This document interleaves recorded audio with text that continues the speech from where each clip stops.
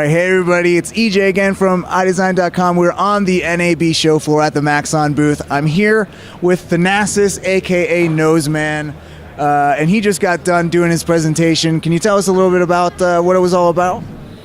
Well, I presented some sort of technique to create an organic transition from a strand into a sort of how my synapses look.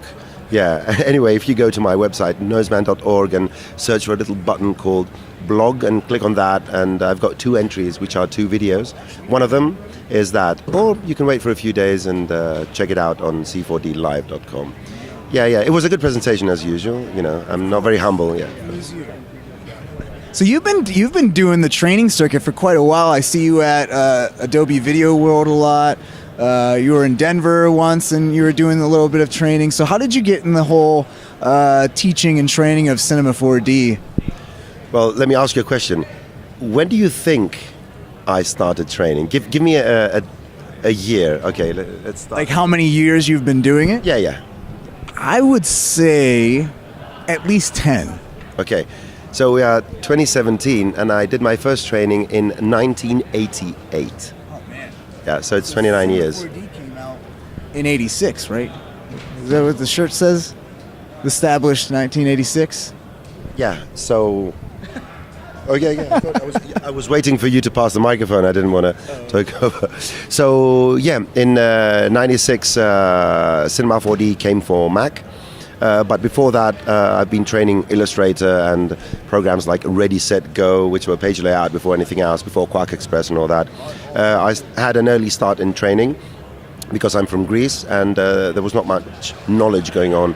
And I was one of those kids back then that got kind of involved in this whole desktop publishing thing. And I was lucky enough because a lot of the things that happened in my life were because of good fortune. And I got involved with people that sold the software and all that, so I always had a constant influx of technology and software. And I was quite quick to pick it up. So I started teaching. As far as Cinema 4D goes, it was a huge coincidence. Back in 96 or 97, I happened to go with a friend to, it was called the Leaf Festival in the UK at Wembley Stadium, London Effects and Animation Festival. And we watched some lectures, and I think they were about the first Mummy film, how they made, using soft image, little spiders and all that. And after watching some not so enlightening presentations, so we got half our money back because I complained.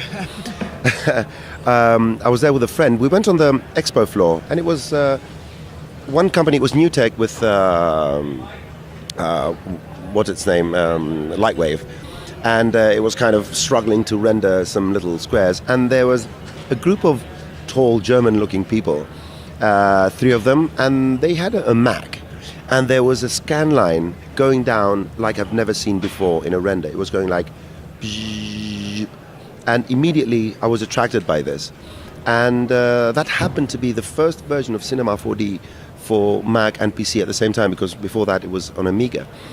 And going back to Greece, again, I'm very lucky. I don't even remember how I found it. I found the Greek distributor, which was one guy, and I used to write some little magazine articles about all sorts of software. And I went to him and I said, if you give me a copy, I'll write some articles for you. And he gave me an NFR copy, and I started writing things about Cinema 4D. And the nature of the program is such where it's very easy to pick it up, okay, as we all know. And so I picked it up very easily, and even though back then it wasn't very powerful, it was amazing what you could do compared to all the other things I've done. I had some exposure to Silicon Graphics and Thomson Digital Image and expensive machines. You had to write C code to make it do anything, just to give you an idea. So it was a stark contrast. Anyway, one thing led to another. I started trying to introduce 3D in advertising, because my main job was the service advertising agency. So, they would tell me what to do and I would just do it. That's why I am not an artist. I'm the hand. And the nose, yeah. I became the nose a bit later on. Yeah. First I was the hand, then I was the nose.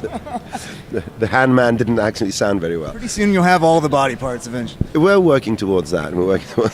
So it was interesting because they had never used 3D in visualization. So I started adding little things like little props on images in my Photoshop compositions and so forth. And in 2006, I foresaw the collapse of the Greek economy 2 years before anyone else.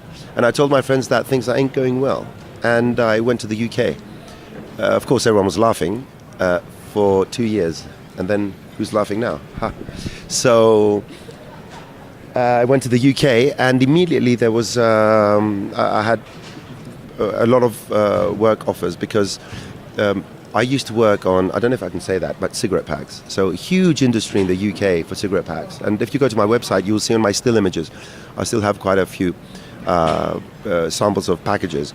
And I started working mostly to create 3D packages that, of course, were better than photographs. And then I started working through the introduction of Matthew O'Neill, MASH, 3D Fluff. He introduced me to a school that it's one of those companies that do professional training, and I started training Cinema 4D there, and then I did some training for Academy Class, another great school, and then I got involved with Maxon personally in 2006, and it's everything worked. That's why I say a lot of things are luck. Sometimes we think that we actually, achieve things by ourselves. But it's, I believe, opportunities that you don't miss. That's life. I could be run over by a bus tomorrow. Although you don't have buses in this country, but that's another story. I can be run over by something, a tractor, That's a public transportation podcast that will do. Okay, yeah, like a pickup truck with horns, yeah. And there's nothing you can do about it. But when a good opportunity presents itself, you do have a choice. And one of the pieces of advice I want to give new artists is, first of all, develop a style. Okay, the best example is this guy. Okay, he developed a style that was picked up by some people, and they love it, and he worked on it, and it's a fantastic style. And you will identify that in so many different artists. Any person that's been successful in any form of art is because their style was unique and fantastic. And again, this is the best example. Okay, so let's change the interview. So, EJ, how did you start? Okay. The wild card. NASA's always a wild card. Anyway, so Maxon is the best company I've ever worked with, and both the Germans and the Americans, and they work in very different ways. The masters of the craft of creating engineering, like the software, the Germans are second to none.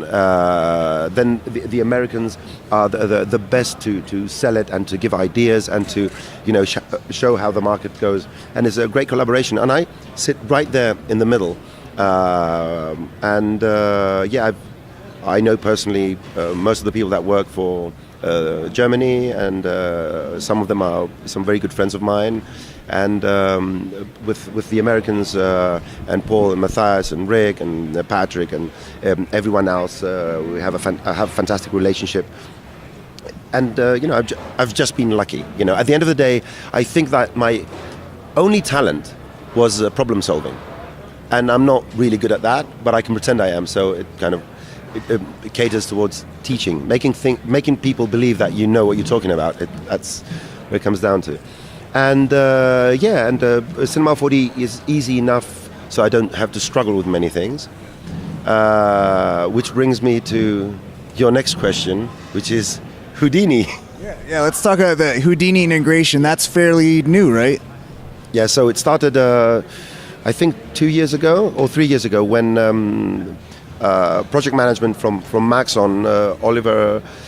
He announced at FMX that Maxon was working on integration, which was a great surprise because the Houdini engine had just been announced, and it was a fantastic piece of technology. The idea was Houdini is very procedural, and inside the program you can create a tool by encapsulating a bunch of nodes that give you an output.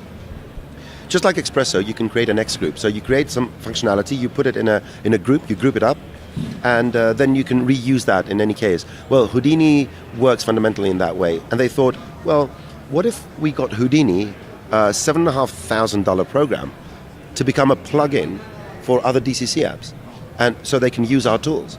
And I think this was a brainchild of Ken Zhu for side effects, and they started working with Maxon.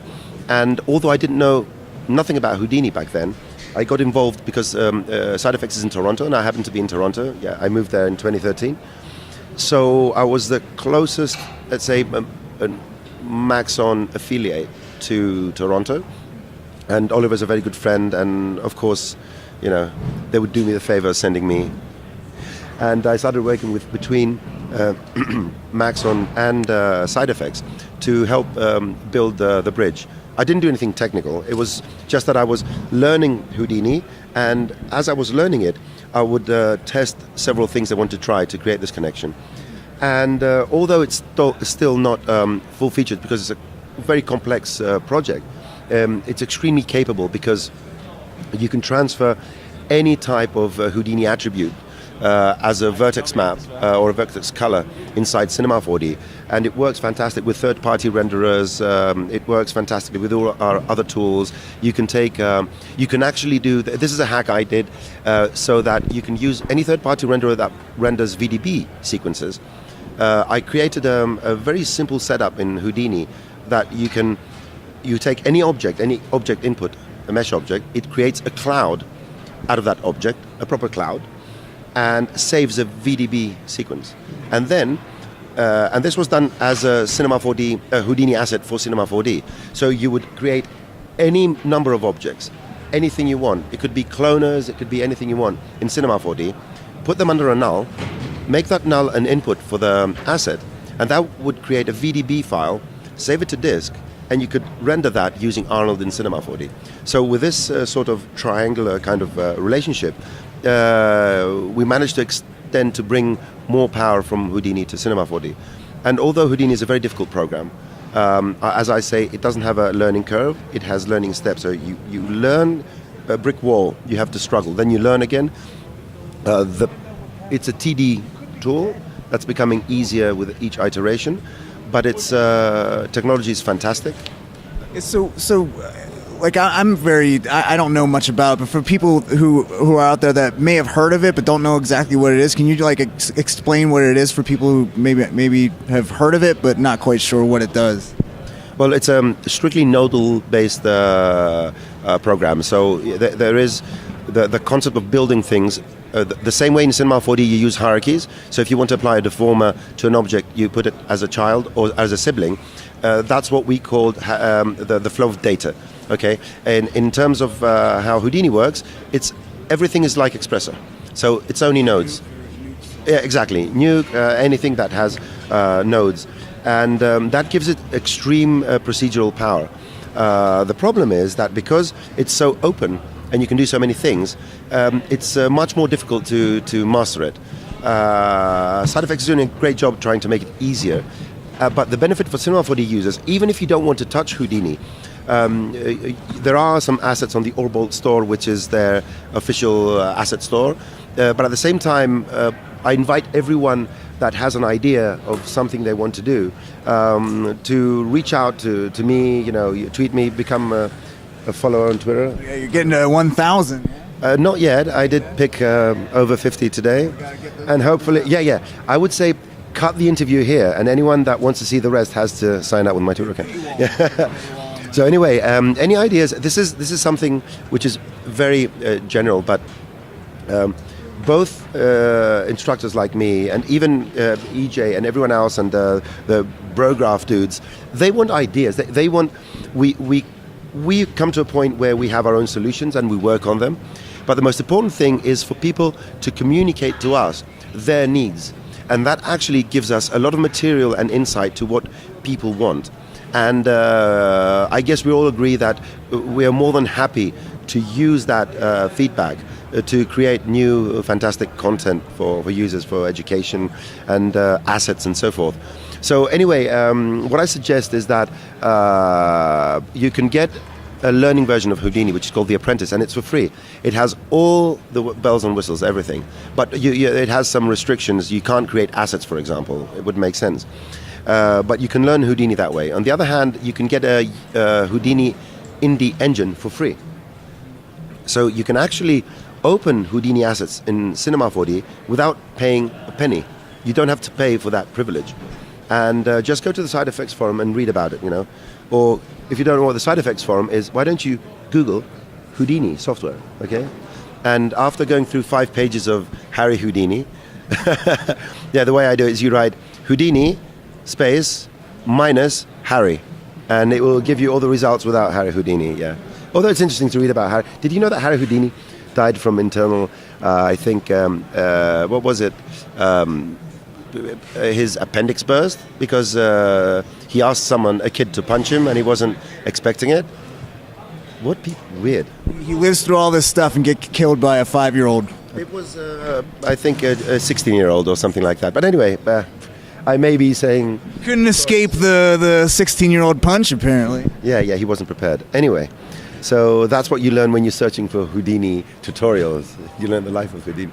Anyway, but having said that, I'm a huge fan of Cinema 4D, and although I've used Houdini quite a lot, up to this point I haven't found a use case for me, because others have, where I actually had to do something with Houdini. And this is now just to give you an idea, just to get the things together. If you learn Python good enough, you can do 10 times more things in Cinema 4D.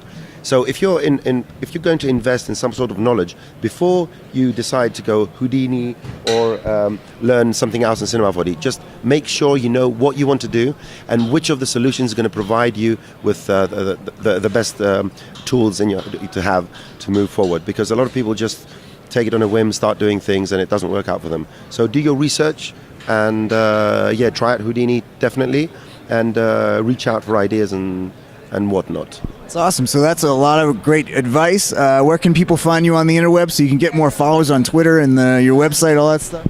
At Noseman GR, Noseman the Greek, so at Noseman GR. Someone got the at Noseman.